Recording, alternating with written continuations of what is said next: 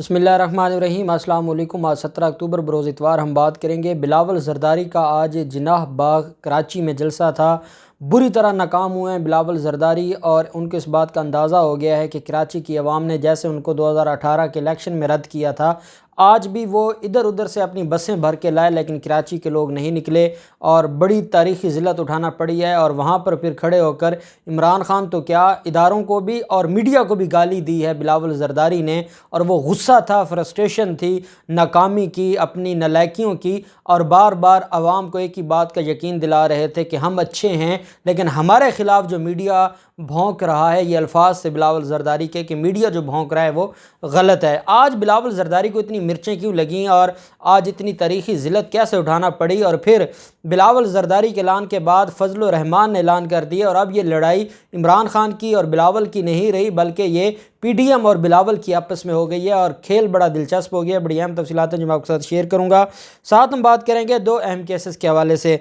एक तो खानेवाल में ब्यूरोक्रेसी, हेल्थ डिपार्टमेंट के सीनियर्स और जो वहाँ पर डिप्टी कमिश्नर हैं उनकी आपस में जो लड़ाई है, और इंतहाई मैं समझता हूँ कि उसकी जितनी हम मजम्मत करें वो कम है कि दो बड़े अफसरान हैं और उनकी आपस में एक दूसरे के साथ जो गुफ्तगू है और जिस तरीके से उन्होंने एक दूसरे के साथ बदतमीज़ी की है, वो इंतहाई काबिल अफसोस है। और साथ हम बात करेंगे इस्लामाबाद अथॉरिटीज़ ने जो गैर कानूनी तारकीन वतन हैं उनको अगवा बराए तावान में जो है अगवा उनका करने वाले, तावान के लिए अगवा करने वाला जो गिरोह है वो गिरफ़्तार कर लिया। बड़ी अहम तफसीलात हैं, उसके ऊपर भी हम बात करेंगे।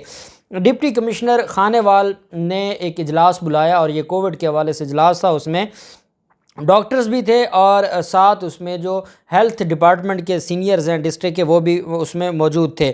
जब वहाँ पर इजलास शुरू हुआ तो इजलास शुरू होते ही इसमें जो डिप्टी कमिश्नर खानेवाल आगा Zaheer Abbas Shirazi, CEO health, DHO, MSO और दीगर डॉक्टर्स की मीटिंग बुलवाई, जिसमें मुबैना तौर पर आगाज़ ही गालम गलूच से शुरू हुआ, जिसके नतीजे में मीटिंग हाल मैदान जंग बन गई।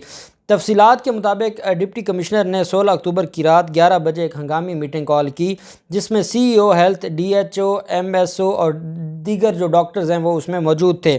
मीटिंग के शुरू होते ही डिप्टी कमिश्नर ने इजहार बरहमी करते हुए मुबैना तौर पर डॉक्टरों को गालियाँ और दीगर उनके ख़िलाफ़ बात करना शुरू कर दी। अब ये डॉक्टर्स कहते हैं कि हमें डायरेक्ट उन्होंने गालियां देना शुरू कर दी, हम हद तक अमेज़ रवैया हमारे साथ अख्तियार किया। और साथ जो DC आगा ज़हीर अब्बास शिराज़ी है, उसने अपने गन मैन को डॉक्टर को गोली मारने का भी हुक्म दिया। ये डॉक्टर्स का मौक़िफ़ है जो उन्होंने आज अपनी स्टेटमेंट दी है। डिप्टी कमिश्नर की बात सुनने के बाद डॉक्टर बिलाल ने अपना गिरबान खोलकर कहा कि मुझे गोली मारकर आप दिखाएं। DHO डॉक्टर फजलुर रहमान बिलाल का कहना था कि मीटिंग हाल मैदान जंग बन गया, जिसके बाद डिप्टी कमिश्नर ने पुलिस फोर्स को तलब किया। पुलिस ने मुश्तिल डॉक्टरों को मुंतशिर करने के लिए लाठी चार्ज किया। डिप्टी कमिश्नर का ये कहना है कि ये डॉक्टर्स आए थे और ये ना सिर्फ अफसरान थे बल्कि ये अपने साथ डॉक्टर्स को भी ले आए, यंग डॉक्टर्स भी थे, और इन्होंने मीटिंग हाल में शुरू होते ही इन्होंने बदतमीज़ी शुरू कर दी और बदमाशी शुरू कर दी, जिसके बाद हालात को कंट्रोल करने के लिए पुलिस फोर्स को बुलाना पड़ा। और ये इस हद तक आपे से बाहर हो गए थे कि ये संभाले नहीं जा रहे थे, जिसकी वजह से पुलिस को बुलाना पड़ा। डॉक्टरों ने CEO हेल्थ ऑफिस में हंगामी प्रेस कॉन्फ्रेंस की और कहा कि जब तक ये गालियाँ देने वाला और करप्ट डिप्टी कमिश्नर खानेवाल में है वो एहतजाजन काम नहीं करेंगे। दूसरी तरफ जो डिप्टी कमिश्नर आगा ज़हीर अब्बास शिराज़ी है, उसको मुअत्तल करने के हवाले से कहा कि डॉक्टर्स तब तक काम नहीं करेंगे, और डॉक्टर्स हड़ताल पर चले गए।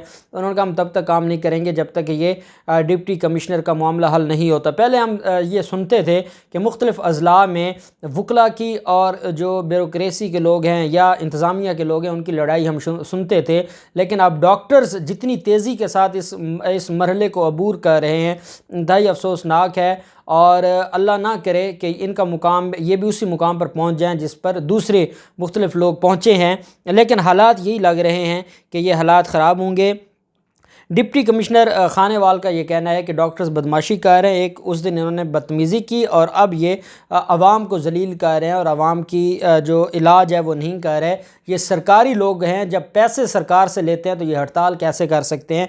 इस पर भी सवालात उठा दिए डिप्टी कमिश्नर खानेवाल ने। अब देखते हैं ये मामला कहाँ जाएगा। ये दो डिपार्टमेंट हैं और इंतज़ामिया के और हेल्थ डिपार्टमेंट की ये लड़ाई है, और इस हद तक लड़ाई चली गई कि पूरे शहर ने तमाशा देखा है। ایران میں غیر قانونی تارکین وطن کو برائے تاوان اغوا کرنے والا گروہ گرفتار ہوا ہے۔ FIA اسلام آباد کی ایک بڑی کارروائی میں ایران میں موجود غیر قانونی تارکین وطن کو برائے تاوان اغوا کرنے والے گروہ کے ارکان کو گرفتار کیا گیا۔ ڈائریکٹر FIA اسلام آباد زون وقار احمد چوہان نے بتایا کہ ایران میں موجود انسانی اسمگلرز کو گرفتار کر کے ان کے قبضے سے 3 پاکستانی نوجوانوں کو بغیر تاوان کی ادائیگی کے بایاب کرا لیا ہے۔ یہ گروہ بھتے کے لیے پاکستان سے لوگوں کو ایران لے جا کر ان پر بہیمانہ تشدد کر کے اس کی ویڈیو ان کے گھر والوں کو بھجوا دیتے تھے اور ان کی رہائی کے بدلے تاوان کا مطالبہ کرتے تھے۔ ایک کیس میں مغوی کے والد نے FIA سے رجوع کر لیا، جن کی درخواست پر انسداد انسانی اسمگلرز سیل کے ڈپٹی ڈائریکٹر سکندر حیات اور سب انسپیکٹر زبیر کمال نے فوراً کارروائی شروع کر دی، اور پھر اس کارروائی میں جو FIA نے پاکستان میں تاج نامی سہولت کار کو گرفتار کر کے اس سے اہم معلومات حاصل کیں۔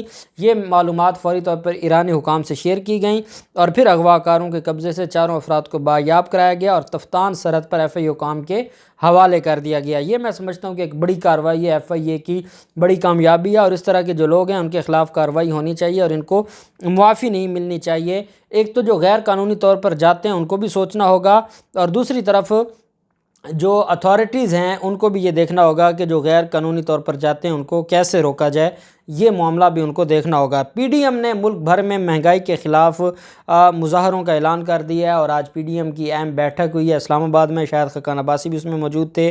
شہباز شریف نے پہلے ٹیلی فونکلی رابطہ کیا تھا مولانا فضل الرحمان سے، اور ان کو نواز شریف کا پیغام پہنچایا تھا کہ نواز شریف چاہتے ہیں ہم مہنگائی کے خلاف احتجاج کریں اور مہنگائی کے خلاف کام کریں۔ میں یہ سمجھتا ہوں کہ اپوزیشن کا یہی کام ہوتا ہے کہ وہ جو اوریجنل ایشوز ہیں عوام کے ان کے اوپر بات کریں، اور ہمیشہ اپوزیشن جب پریشرائز کرتی ہے تو حکومتیں بھی اچھا کام کرتی ہیں، اور جمہوریت میں یہی چیزیں ہوتی ہیں اور ہونی چاہیے۔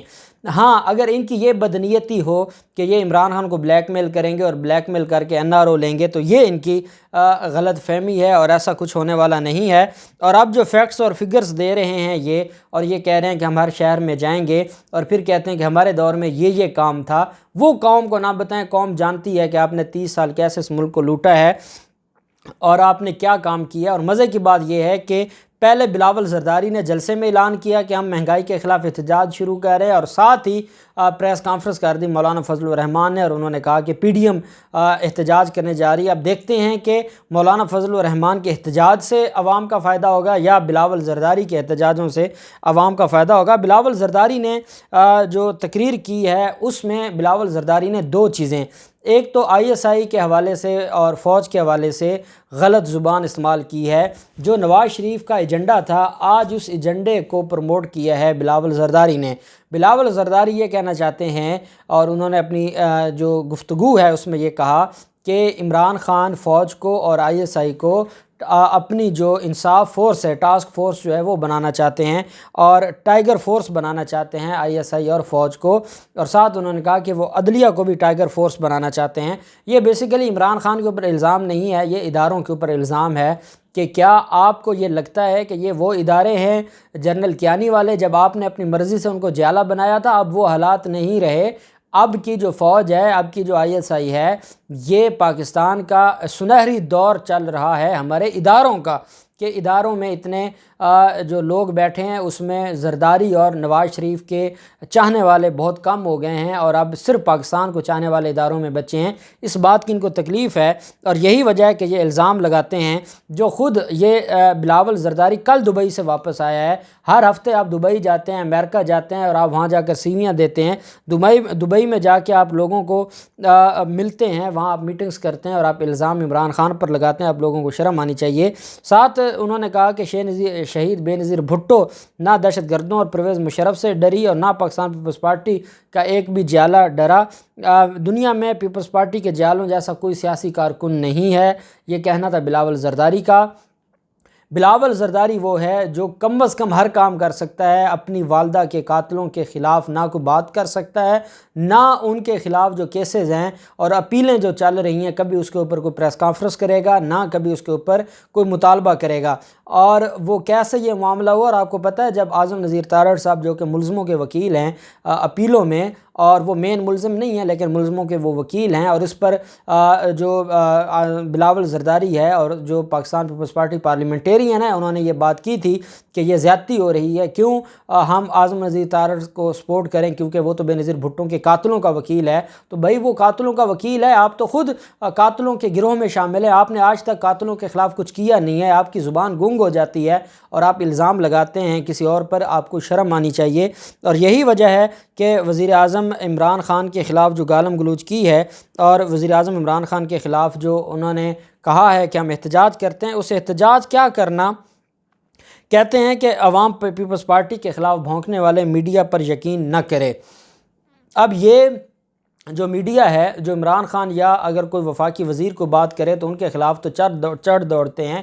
اب کیا میڈیا جو آزادی صحافت ہے صرف ان کو لفافے پیارے ہیں، یا وہ اپنی دیکھیں کون بھونکتا ہے، انہوں نے تشبیہ دے دی ہے میڈیا کو، اور کرپٹ جو میڈیا ہے اس کو تشبیہ دے دی ہے بھونکنے والوں سے۔ تو اس سے بڑھ کر اور میڈیا کے لیے ذلت کیا ہو سکتی ہے، اور اس سے بڑھ کر میڈیا کے لیے تذلیل کا باعث کیا ہو سکتی ہے۔ لیکن دیکھتے ہیں کہ کیا میڈیا والے غیرت کھاتے ہیں۔ اور پھر آج آپ نے دیکھا کراچی میں مختلف ویڈیوز بھی شیئر کر رہے تھے، ہمارے وہاں جو دوست تھے وہ ہمیں بتا رہے تھے کہ بسیں آ رہی تھی اور یہ ساری اندرون سندھ سے آئی ہیں، آپ کو تو کراچی میں جلسہ کرنا ہو تو کراچی کے پراپر لوگ، آپ ایک جناب باغ نہیں بھر سکتے، اور آپ کو وہ سکھر تک لوگوں کو بلانا پڑتا ہے۔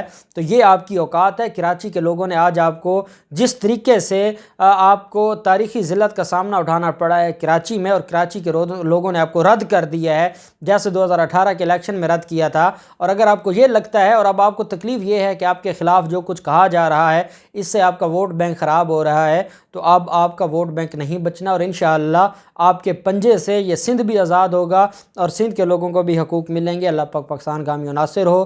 بہت شکریہ۔ اللہ حافظ۔ پاکستان زندہ باد۔